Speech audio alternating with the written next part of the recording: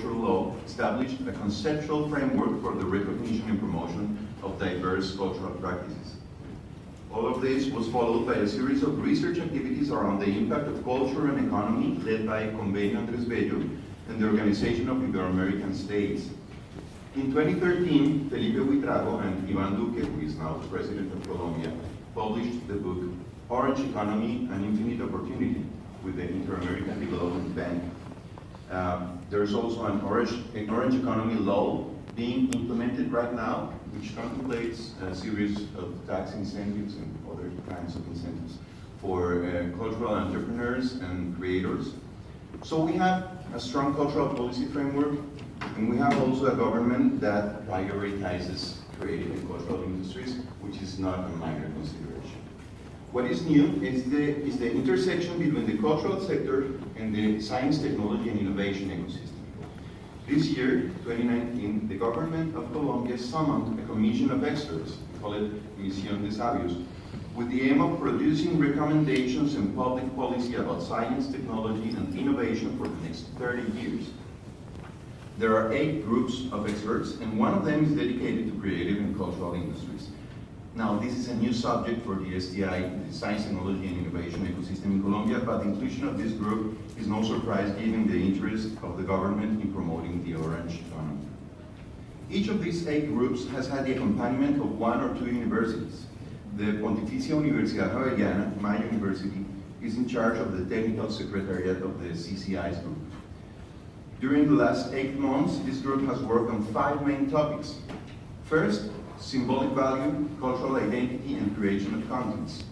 Second, education for the cultural and creative industries. Third, circulation of contents, articulation, and value chain in the cultural and creative industries. Fourth, infrastructure and technology. And fifth, information, regulation, and finance. Colombia recognizes the need to shift to a knowledge-based economy, but the cultural sector does not want to be seen as an economic force. And economists still don't agree on the potential of creative industries for creating wealth. In second place, there is a high concentration of infrastructure and education for the creative and cultural industries in major cities, while only 6% of all municipalities have at least 1 cinema. Third, there has not been articulation between universities, the private sector, and the state around cultural industries. Fourth, there is a lack of associativity in the sector, and we are missing key roles in the value chain, especially those concerning production, management, distribution, commercialization. All the efforts have been focused on creators. Sixth, publics and users still tend to be seen as passive recipients of cultural production, rather than co-creators that can be an active part of a value-creating ecology, rather than a linear value chain. Within this framework, among many other proposals and recommendations, the Cultural and Creative Industries Group has proposed the initiative we are presenting here, Viveros Creativos, next please, consists of a quadruple helix articulation model for the cultural and creative industries around existing or new physical infrastructure.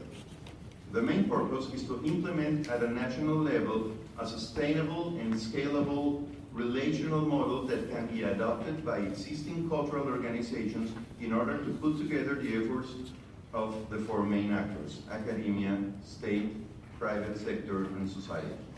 The idea is very simple. Artists and creators can be incubated as entrepreneurs while they validate their contents from the beginning with the real public in the same space. How does it work? The model hybridizes 3 types of cultural organizations. In the first place, creativity labs for artistic experimentation. Second, incubators for cultural enterprises and projects. And third, cultural centers open to the public. Now, what are these 4 actors expected to do in these kind of spaces?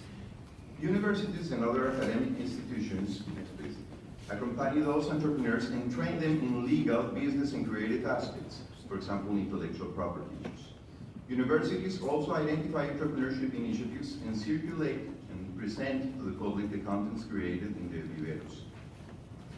Entrepreneurs, in turn, access by open call.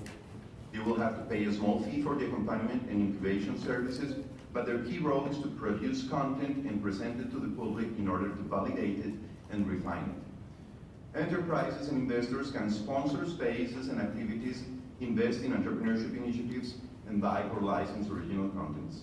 And all this helps the state to fulfill its goals, since the model generates an ecosystem that benefits society, improves the sense of belonging, valorizes local cultural expressions, and creates economic value, among other things.